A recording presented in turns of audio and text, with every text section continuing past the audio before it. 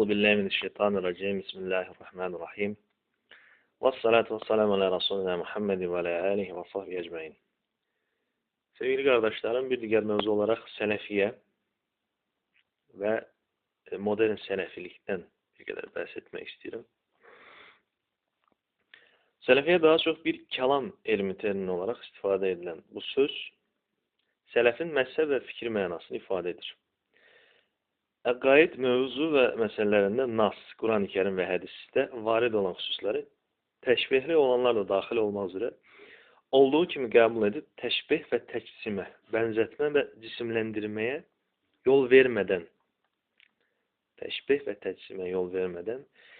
tevili şerhe de müracaat ehl-i sünnet hassaya, selefiye değilmiştir. Bunlar Hazreti Peygamber ile sahabenin akaid, inanç hususlarında hususiyle onları takip ettikleri, onların yolunu olduğu için izleyenlere verilen bir addır. Selefiye. Tabi'in mezhep imamları qabaqda önde gelen fəqihlər və mühəddislər Selefiye içinde kabul edilir. Hicri 4-cü əsrdə Əşşari və Maturidi tərəfindən əhl-i sünnet kəlam elmi qurulana qədər yaşamış olan bütün əhl-i sünnet alimləri Selefin fikirlərini paylaşmıştır. Selefiye ayrıca bir görüş, mezhep halında Hicri 4-cü əsrdə ortaya çıkmış ve Həmbəli mezhep mensupları tarafından ortaya atılıp müdafiye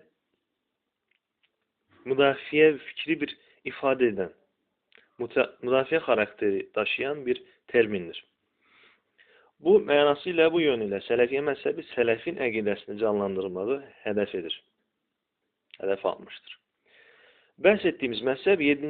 Hicri əsrdə, Hicri 7. əsrdə yüzlənmiş, xüsusilə İbn Teymiyyə rahimehullah tərəfindən bu mezhebe yeni fikirler əlavə edilmiştir. Selefiye metod olarak nəqlə və nas'a qəti olarak bağlılığı özlerine məqsəd əldə etmiştir. Müzakirəni tələb və həlli çətin olan məsələ və mövzular ilə uğraşmamışlardır. Ayələrdə və sünnədə olan hər şeyə, məsələn, xəbərə aid sifətlərə və mütəşabihat daxil müzakirə apara biləcək mövzulara təslimiyyətlə iman etmişdir. Mütəşabih ayələrə və Allah'ın zatı sıfatlarına ve diğer meselelere teslimiyetle iman etmişler. Teşbihten yan kaçtıkları kimi, teşbihten uzak kaldıkları kimi ona şerh vermemeye de çalışmışlardır. Selefiye İslam'ın Yunan düşüncesinin tesiriyle sonradan dahil edildiğini kabul ettikleri mentik, ağıl metodlarını, sahabe ve tabi'nin bunları bilmediğini ve istifade etmediklerini ileri sürerek kabul etmezler. Bu sebeple Mu'tezile mezhebi ve diğer mezheplerin aksine mentigi, münakişe, cədəl ve ağılın icra etme metodunu istifade etmeyip əqidənin əsaslarını ancak kitap, Kur'an ve sünneden hareketle tespit ve təyin etmenin vacib olduğunu müdafiə etmişler. Yani inanc əsaslarının kaynağı naslar olduğu kimi bunların dəlilləri de oradan çıkarılmalıdır. Bu sebeple Selef mezhebi Kur'an ve sünnede, yani Nas'ta Allah'ın sıfatları ve hareketlerle alakalı hususları mecazi manasına bakmadan olduğu kimi kabul ederler. Onları şerh etmez ve şerhe de ihtiyaç duymazlar. Selefiye ancak özlerinin takip ettikleri yolun Kur'an yolu ve metodu olduğunu kabul eder. Onlara göre Kur'an'da İslam dinine ve Allah'ın yoluna davetin metodu gösterilmiştir. Rabbinin yoluna hikmetle ve güzel nəsihətle davet et. Onlarla en güzel yol hansıdırsa onunla mübarizə et. Onlara karşı en güzel yol hansıdırsa onunla mübarizə et. En-Nahl 16-125 ayet gəlməsi. Göründüğü kimi ayədə irşad üçün hikmət, gözəl öğüt nəsihət və cədəl olmaq üzere 3 dərəcə vardır. Hikmət düşüncədə və əməl həqiqətə çatmaq deməkdir. Haqqı axtaran yaxşı niyyətli kəslərə tətbiq olunur. Doğrunu qəbul edən, ancaq nəfsinin arzularına uyanlara güzel nəsihət ve bunların hiçbirine sahip olmayanlar ise halına göre, vəziyyətinə göre cədəl metodu tətbiq olunur diye ifade olunmaktadır. Mu'tezile məktəbinin əqaid mövzularındakı əqli şərh və izahlarına qarşı çıxanda, xüsusilə Nas'daki təşbihli, fərqli anlayış və şərhə uyğun ifadələrin şərhini şiddətlə müxalifət edən, şiddətlə qarşı çıxan sələf alimlərin əqaid sistemlərinin bu 7 təməl prinsip üzərə xarakterizə etmək olar. İlk növbədə təqdis. Cenab-ı Allahı, Allah Azze ve Celle şanına uyğun düşməyən şeylərdən tənzih etmək, uzaq tutmaq. Təqdis. Təsdiq. Quran-ı Kerim və hədislərdə Allahın ad və sifətləri haqqında necə bir istifadə edilmiş və ya deyilmişdirsə, onları olduğu kimi qəbul etmək. Yəni, Allahın şəxsən özünü və Peyğəmbərinin tanıttığı kimi bilib təsdiq etmək. Təsdiqləmək. Acziyyətini, acizliyini etiraf etmək. Xüsusilə nasda keçən təşbihli ifadələr qarşısında təvil və şərh vermədən bu mövzuda dərk etmə acizliyini qəbul etmək. İfadə etmək. Sükut, susmaq. Yenə nasda keçən təşbihli ifadələri anlamayanların bunlar haqqında sual verməyib susmaları gərəkdiyini ifadə edirlər. İmsak, uzaq tutma, təşbihli ifadələr üzərində şərh və şərhdən özünü saxlamaq. Şərh vermək və şərh ifadə etməkdən çəkinmək. Kəf, təşbihli olan xüsuslarla zehni məşğul etməmək. Bir yer dərəcə mərifət əhlinə təslim, təşbihli girən mövzuları bilməsi mümkün olan Həzrət Peyğəmbər, səhabə və mütəxəssis alimlərin söylədiklərini qəbul və təsdiq etmək. 4-cü hicri əsrdən sonra sələf inancını xüsusilə Həmbəli məzhəbinə bağlı olan üləma davam etdirmişdir. Sələfiyyənin mütəaxirını, yəni sonraki dövrün nümayəndələrini İbn Teymiyyə, İbn Vəzir və Şefqani kimi alimlər də təşkil edir. Son dərəcə mühafizəkar bir xüsusiyyət göstərən sələf əqidəsi xalq təbəqəsi avam üçün ən sadə və etibarlı bir yol olaraq qəbul edilmişdir.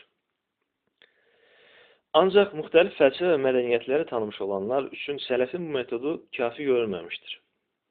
Bunlar üçün əhl-i-sünnə kəlamçılar metodu daha uyğun bir yol olaraq göstərilmişdir. Xüsusilə Mötəzilə, Xristiyanlığın, Yəhudiliyin və İslam dünyasının coğrafiyasının böyüdüyü ərəfədə, müddətdə artıq Quran ayətlərinə, hədislərə və fərqli təşbihlə əlaqədar və digər Allahın varlıq, zatı və sübut sifətləri ilə əlaqədar olan etiraz və digər fikirləri dəf edə bilmək üçün İmam Əşşəri, İmam Maturidi və digər alimlərimizin artıq tətbiq etmiş olduğu və ya inkişaf etdirmiş olduğu kəlamı məsələ və metodlar tətbiq olunmağa başlamışdır.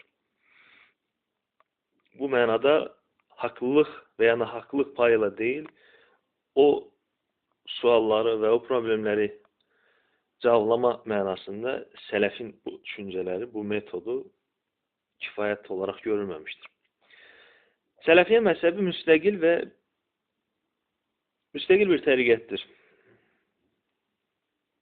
Ancaq mövzu və məsələləri qısa, icmalı və geniş təfərrüatla ələ almaları baxımından iki hissəyə bölmək olar. Əvvəlki, yəni ilk dövr mütəqaddimun sələfiyyə, icmal ilə yetindikləri halda daha sonraki mütəaxirun sələfiyyə təfsili əhəmiyyət vermişdir. Sələfiyyə məzhəbinə dair ilk bilinən əsər İmam Əbu Hənifənin Fıqh-ı Əkbəridir. Təfsili etina edənlərin başında İbn Teymiyyə durur. Sələfiyyə məzhəbinə mənsub olanların hamısı əhl-i sünnədəndir. Və modern sələfilə gəlincə isə bu xüsusilə Muhammed bin Abdülvəhhabın qoymuş olduğu Həmbəli məzhəbinin davamçısı olaraq bu görüşlər, bu fikirləri öz düşüncələrində və əsərlərində davam etdirmiş olan bir İslam mütəfəkkirinin gəlişdirmiş olduğu metodla zamanla siyasi məsələlərin girməsi və ya bəzi insanların ehtiyaclarının qarşılanması və ya qarşılanmaması kimi səbəblərlə təbii ki, metod və ya məzhəb düşüncələri içərisində fərqli məcralar da almışdır, məcralar əlavə olunmuşdur. Burada xüsusilə bilməli olduğumuz, dərk etməli olduğumuz məsələ bir sistemin qurucularının, örnək insanlarının önəmli olduğudur. Və əgər bir sistem və ya bir təmayül, məzhəb və ya firqədə səhv görüşlər varsa, bu tamamilə həmin məzhəbin, firqənin, təmayülün tamamən səhv olduğunu və yanlış görüş içərdiyini ifadə etməməsini bilməmizdir. Hər bir etiqadi və ya fıqı məzhəbin davamçılarında alimlərinin məsum olmadıkları üçün səhv etmə ehtimalları və səhvləri, xətalar olduğu kimi hikmət olaraq insanlara axtardığı və gözəl metod tərtib etdikləri və yaşadıkları həyatla bizlərə miras buraxdıqlarını bilirik.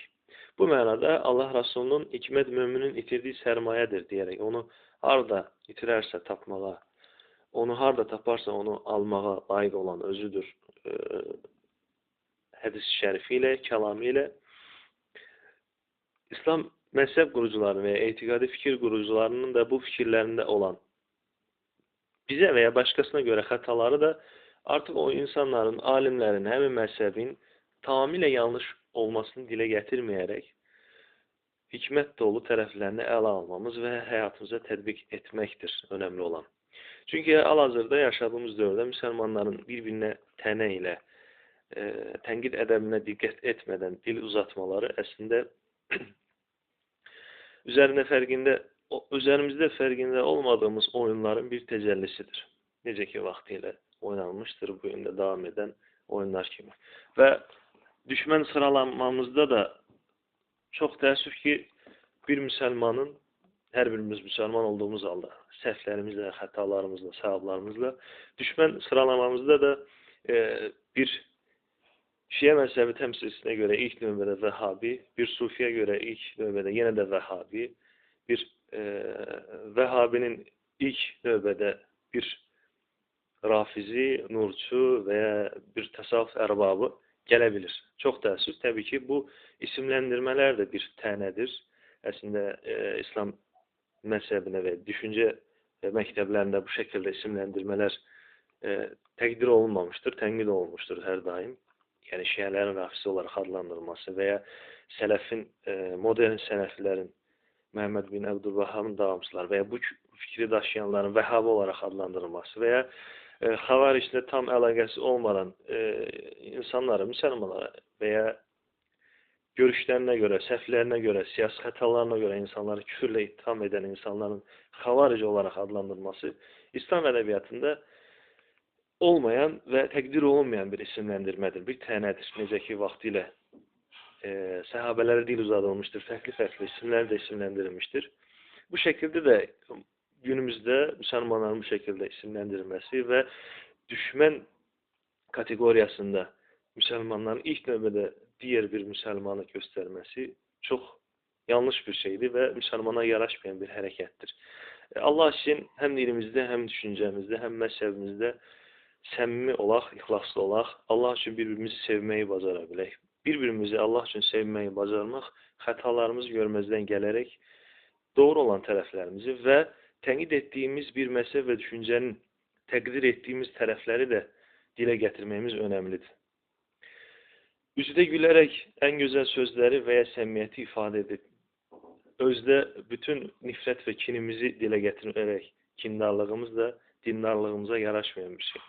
Və bu hərəkətdən Allah üçün çəkinməyimiz zəruridir, məcburidir və hətta fərzdir.